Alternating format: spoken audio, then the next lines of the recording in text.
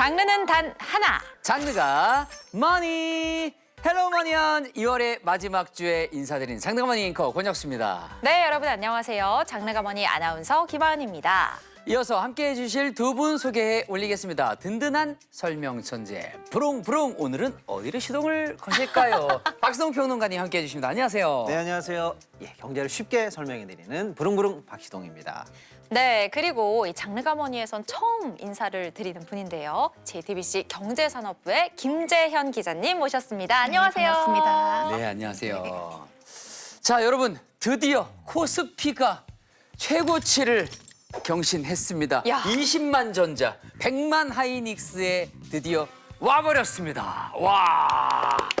아니 저희 네. 코스피 3천, 4천 얘기하던 게 몇 달 전인데. 아, 그리고 5천도 사실 올해 되냐 마냐 이런 이야기를 많이 했었거든요. 어떻게 6천 원을 돌파했을까요? 6천이 와버렸습니다. 어떻게 하은 아나운서 빨간불 좀 보셨나요? 빨간 맛 좀 보셨어요? 아, 요즘 정말 한 3년 만에 좀 볼만합니다. 아, 그렇습니까? 볼만합니다. 좋은 현상입니다. 네. 그래도 좀 경계는 하긴 해야 돼요. 아, 그렇습니다. 이럴 때가 또 무서울 때가 있잖아요. 예, 하락장 경계해야 되잖아요. 자, 평론가님, 과열 우려는 없을까요? 궁금합니다. 네, 사실 이제 너무나 빨리 6천이 와가지고 네. 어질어질하다, 현기증이 온다, 과열 아니냐, 지금 들어가기엔 좀 무섭다, 뭐 다양한 의견이 있을 수 있는데요. 맞습니다. 사실 이제 증시에는 야 20만 원이 갈까, 뭐 30만 원이 갈까 이렇게 목표 점수가 딱 정해지면은요, 네. 그걸 꼭 찍는 관성이 있습니다. 오. 그런데 그 지수에 딱 도달하고 나면 사실상 일부 차익 실현 매물이 나오기도 하고요. 네. 조정을 좀 겪는 횡보장을 겪는 경우도 좀 있기는 있습니다. 그래서 지금부터 무조건 100% 우상향한다 이렇게 당장 확언할 수는 없습니다만 다소간의 조정이나 횡보장이 나오더라도 지금 하이닉스나 삼성전자 같은 경우에는 여전히 이익이 굉장히 많이 늘고 있고요. 그 이익 대비한 평가로 본다면 아직도 상당히 저평가 구간에 있다는 게 중론이에요. 그래서 그런 의미에서 희망 섞인 이 우상향 전망을 유지하도록 하겠습니다. 아직도 그렇군요. 저평가 구간이다? 아, 저 오늘 좀 들어가야 될 것 같은데 말입니다. 제가 웬만하면 하은 아나운서님 말리지 않습니까? 예. 이젠 안 말리도록 하겠습니다. 오. 아니 평론가님, 그래도 이렇게 뜨겁게 달아오른 지금 코스피 상황에서 어떤 변동이 또 생길 수도 있잖아요. 이번 주에 주목해야 할 이슈는 또 뭐가 있을까요? 이번 주 시동 이슈. 네, 이번 주 시동 이슈는 또 트럼프 소식입니다. 또 트럼프군요. 또 럼프군요. 또 럼프. 예, 또 트럼프입니다. 네. 예, 그동안 사실 이제 트럼프 대통령이 전 세계를 상대로 네네. 상호 관세 조치를 발표했잖아요. 네. 트럼프 대통령의 상호 관세는 국제 비상 경제 권한법, 이른바 IEEPA라는 법률에 근거해서 냈던 거거든요. 네네. 그런데 미국 대법원에서 트럼프 대통령의 이 상호 관세 조치가 무효 판결을 받았습니다. 왜냐하면 그 해당 법률에 관세는 의회의 동의를 받아야 하는데 네. 의회 동의 없이 대통령이 독단적으로 관세를 내는 건 무효다라는 판결이 나온 거예요. 그럼 트럼프가 무릎을 꿇은 건가요? 사실상 그런데 이런 판결이 나올 거라는 건 시장에서 예측을 하고 있었거든요. 네. 그래서 판결이 나오자마자 미국 행정부와 트럼프 대통령은 플랜 B를 즉각적으로 발표했습니다. 뭐냐면 무역법이라는 게 있어요. 무역법 122조에 따라서 10% 관세를 즉각적으로 발표했고요. 추가적으로 5%를 더 올려서 15%까지 인상할 수 있다는 방침을 일단 발표를 하긴 했습니다. 네. 그리고 상호 관세가 무효가 됐다고 그러면 그동안 미국과 했던 협상을 이제 이행 안 할 거야? 라고 생각하는 나라가 있을까 봐 네. 앞으로 미국을 상대로 장난칠 경우에 더 큰 보복이 있을 것이다 라고 하면서 일단은 국제사회에 대한 협박을 더 강화하면서 무역확장법 232조 또는 무역법 301조 등을 통해서 추가적인 관세를 더 강화해 나가면서 기존의 상호관세와 유사한 효과를 계속 내겠다라는 방침을 일단은 내고 있습니다. So despite the disappointing ruling, these powerful, country-saving will remain in place under fully approved and tested alternative legal statutes. 중요한 건 우리 경제에 미칠 영향 아닐까요? 그게 제일 그렇죠. 중요하죠. 네, 근데 일단은 우리 경제는 지금 현재 미국과 맺어져 있던 협정보다 사실상 크게 불리해지는 거는 없다라는 측면에서 우리한테 주어지는 리스크는 제한적 리스크에 그칠 것이다라는 게 일단은 현재 다수 분석입니다. 다만 앞으로 추가적으로 유럽이라든지 다른 나라들이 미국과 맺었던 협상에 관해서 어떤 반응을 보이는지 이런 국제 질서까지도 함께 우리가 주시해 봐야 된다는 측면에서 우리 경제에 미칠 불확실성은 조금 더 커졌다 이렇게 봐야 될 것 같아요. 와, 역시 트럼프 대통령은 무릎을 꿇는 법이 없네요. 그렇네요. 딱 네. 한 두세 달만 좀 가만히 있어주면 제 심장이 좀 안정될 것 같긴 한데 말입니다. 네. 아무래도 좀 세계적인 관세 혼란은 당분간 이어질 걸로 보여서 우리도 좀 예의주시해야 될 것 같습니다. 네. 자, 그럼 본격적인 토크로 넘어가 보겠습니다. 자, 혁수 앵커, 네. 주엔 어떤 주제를 가지고 왔나요? 정부의 강력한 정책에도 떨어지지 않던 서울 집값에 이상 신호가 포착이 됐습니다. 강남을 중심으로 급매물이 하나둘 나오기 시작하면서 호가까지 끌어내리고 있는데요. 다주택자를 겨냥한 정부의 압박 정책이 통한 걸까요? 과연 이번 움직임이 일시적인 하락에 그칠지 아니면 상승장의 끝을 알리는 분기점이 될지 이주앤머니에서 자세히 짚어보겠습니다. 오늘 저의 최대 관심 분야인데 네. 김재원 기자가 현장에 직접 또 다녀왔다고요? 네, 강남구 대치동 일대 아파트를 둘러보고 왔는데요. 자세한 내용은 리포트로 보시겠습니다. 서울 강남구 대치동의 한 대단지 아파트입니다. 최근 전용 면적 59제곱은 25억 5천만 원에 거래됐습니다. 지난해 10월 같은 평수가 29억 원에 거래됐는데 이보다 3억 5천만 원 낮은 가격입니다. 1층들은 좀 싸게 나가긴 했죠. 그중에서 단지랑 한두 개 정도 있는 것 같아요. 압구정이나 개포 등의 고가 아파트에서도 호가를 수억 원씩 낮춘 매물도 속속 등장하고 있습니다. 수억 원까지. 강남권 중심으로 일부 가격 급매 출현 현상은 심화될 것으로 예상됩니다. 세금 강화에 대한 불확실성이 가장 크게 작용하는 지역이다 보니까 당분간 하락 전환하는 모습도 보일 수 있다고 생각이 됩니다. 와, 이렇게 리포트를 보니까 확실히 이번엔 분위기가 뭔가 달라진 것 같습니다. 아니, 현장을 직접 다녀오셨잖아요. 어떠셨나요?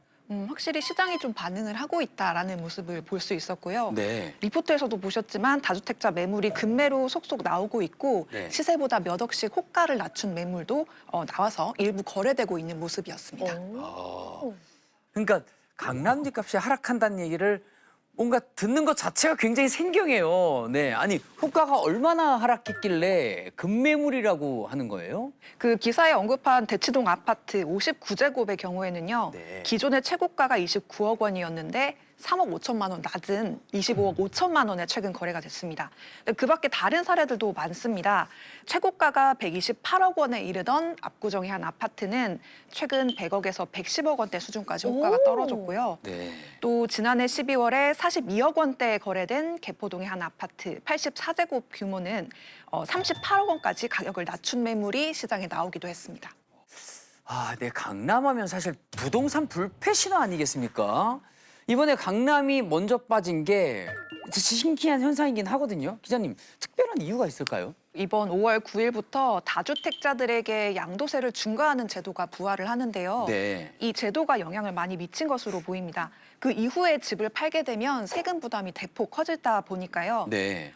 다주택자들이 그 전에 집을 팔아야 하나 고민을 하게 되는 거죠. 음. 아무래도 서울에서 강남 3구, 강남구, 서초구, 송파구에서는 집을 두 채 이상 보유한 다주택자 비율이 높다 보니까 이제 양도소득세 중과를 앞두고 다주택자들의 절세용 매물이 이렇게 시장에 나오는 걸로 보입니다. 네. 그래서 실제로 양도세 중과 유예를 종료를 공식한 이후 이달까지 강남구의 아파트와 오피스텔 매물이 18% 넘게 늘었다는 통계도 있습니다. 이야, 오. 18% 넘게 매물이 네. 나왔다는 거는 굉장히 늘었다는 건데요. 네, 그렇죠. 네. 아, 근데 평론가님 며칠 전에 또 어떤 규제가 나와서 또 시끌시끌 하던데요? 네, 맞습니다. 이번에는 이 다주택자들의 대출 연장을 규제하는 방침이 나올 것으로 이제 예측이 되고 있는데요. 오. 사실은 이제 다주택자가 갖고 있던 주택들이 시장에 나온다라는 거는 새롭게 공급이 늘어나는 것과 똑같은 효과가 있거든요. 다주택자들이 그 집을 갖고 있었던 원천 중에 하나가 대출이 잘 됐기 때문이에요. 맞습니다. 근데 그 대출이 연장되는 게 끝난다라고 하면은요. 이제 부담스럽죠. 그렇죠. 예. 자기 돈으로 이제 보유해야 된단 말이에요. 맞습니다. 그런 측면에서 다시 이제 매물을 내놓게 하는 정책이 이제 들어올 것으로 전망이 된다라는 뜻이에요. 네. 24일 금융위와 재경부, 국토부가 본격적으로 다주택자 대출 규제 대책회의를 가진 것으로 지금 나오고 있고요. 기존 다주택자들의 대출 만기 연장을 막고요. 대출 상환 유도를 하는 것이 이제 핵심이다 이렇게 볼 수가 있겠고요. 특히 이제 수도권의 규제 지역 중심으로 아마 시행될 걸로 보입니다. 아, 의도는 좋아 보입니다. 근데 또 걱정이 되는 게 있어요. 그러니까 대출을 이미 받은 다주택자들의 입장에서는 뭐 대출 연장이 될 줄 알고 있었을 텐데 갑자기 상환을 해야 한다고 하면 좀 당황스러울 것 같거든요. 그리고 또 하나 걱정은 만약에 집주인이 상환을 못하게 됐을 때 네. 세입자가 그 또 피해를 떠안게 될까 봐 걱정이 좀 됩니다. 어떻게 해야 될까요? 네, 맞습니다. 아무래도 갑자기 대출이 중단이 되면 바로 못 갚는 연체 문제가 생길 수가 있고요. 또 좀 심한 경우에 집이 경매로까지 넘어가게 되면 세입자 피해로까지 이어질 가능성이 있습니다. 이래서 당국은 여러 보완책도 같이 살펴보고 있는데요. 김용범 청와대 정책실장은 다주택자 대출의 LTV를 단계적으로 축소하는 방안을 언급하기도 했었고요. 또 당국은 일정 기간을 두고 분할해서 상환을 하는 방식도 같이 좀 살피고 있습니다. 기자님, 만약에 이 다주택자들의 경우에 뭐 서울에 집이 한 채가 있고 지방에도 집이 한 채가 있어요. 요즘 추세를 보면 지방에 있는 집을 먼저 팔 거 아니에요. 그럼 지방 부동산은 어떻게 될까요? 아무래도 또 지방 부동산이 침체될 우려가 있기는 합니다. 그렇겠네요. 그래서 이제 당국은 매물 유도가 필요한 지역에 한해서 좀 선별적으로 규제를 마련하는 방안을 좀 검토를 하고 있고요. 그래서 수도권의 규제 아파트를 타겟으로 우선 관리 대상으로 삼고 있는 핀셋 규제도 검토를 하고 있습니다. 아, 근데 이번 정책도 효과가 계속 이어질까요? 어떻게 보십니까, 평론가님? 아직은 두 가지 시선이 좀 교차하고 있다 이렇게 말씀드릴 수가 있겠는데요. 일단은 회의적인 시각을 먼저 좀 말씀드려보면 개인 다주택자의 주담대 잔액이 1월 말 기준으로 약 36조 5천억 원인데요. 전체 주담대의 7% 수준에 불과하다. 그러니까 다주택자들 중에서 이번 대출 규제에 영향받는 사람이 많이 잡아봐야 7%에 불과하다 이런 뜻이고요. 네. 또 이제 주거용 임대사업자 대출 잔액도 전체 부동산 임대업 대출 잔액의 8.5%니까 개인 중에서 나 임대업자 이렇게 등록한 사람들이 8%밖에 안 된다 이런 수준이기 때문에 네. 이 정도 내에서의 대출 규제가 들어가도 사실은 시장 전체의 집값을 하락하는 데는 한계가 있지 않겠느냐라는 게 회의론의 핵심적인 근거다 이렇게 말씀드릴 수가 있겠고요. 네. 특히 이제 고가 규제 지역 아파트는 전세를 끼고 매입하는 갭 투자 비중이 높거든요. 네. 대출보다는 전세 보증금이라든지 가지고 있는 현금을 뭉쳐서 일단 집을 샀기 때문에 대출 규제의 영향이 즉각적으로 나타나기는 조금 시차도 필요하지 않냐라는 게 또한 회의론의 두 번째 근거가 될 수가 있겠습니다. 네. 반면에 우리나라 주택 시장의 핵심을 보면은요, 가장 정점의 강남 아파트고요, 그 밑에 있는 아파트들의 가격 상승을 끌어가는 효과가 있거든요. 예. 네. 현재 정부가 나타내고 있는 여러 가지 정책이 사실상 강남 아파트에게 타격을 주는 정책이다라고 볼 수가 있어요. 그런 측면에서 낙수 효과가 퍼지면서 이번에 집값 전체를 낮출 수 있는 충분한 촉매제가 된다. 7%나 8%의 비중이 적은 게 아니다. 예, 예. 그게 많이 오른 지역, 강남이라든지 한강변이라든지 소위 말하는 인기 지역에 집중될 경우에 생각보다 파괴력이 클 수 있다라는 그런 분석도 있고요. 그런 측면에서 아직은 조금 시장의 반응을 회의적이다 이렇게 단언하기는 어렵다라는 반응도 있습니다. 압박 카드를 정부가 멈추지를 않고 있습니다. 또 남아 있는 것 같아요. 세금은 최후의 수단이다라고 이재명 대통령이 얘기를 했던 기억이 있는데 세금 규제는 그럼 어떻게 되는 겁니까? 당초에는 세금을 가지고 집값 잡는 정책을 안 쓸 것 같은 그런 뉘앙스의 대통령 메시지도 있었는데요. 그 메시지도 기억이 나요. 네, 중간에 이제 메시지가 조금 바뀌어서 네. 그걸 선호하지 않는다고 그랬지 안 쓴다고 한 건 아니다라고 하면서 사실상 약간 열어놓는 식으로 메시지도 좀 바뀌곤 있습니다.